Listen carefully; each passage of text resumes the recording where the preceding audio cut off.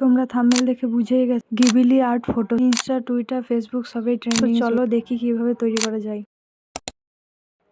প্রথমে প্লে স্টোরে গিয়ে গ্রোক অ্যাপ্লিকেশনটা ইনস্টল করে নিতে হবে।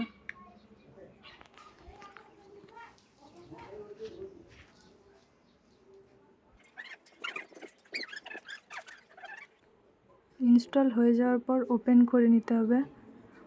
ওপেন করার পর ডান দিকের ওপরে স্কিপে টাচ করে নিতে হবে। স্কিপ টাচ করার পর বাঁ দিকের প্লাস আইকনে ট্যাপ করে ফটো সিলেক্ট করে নিতে হবে।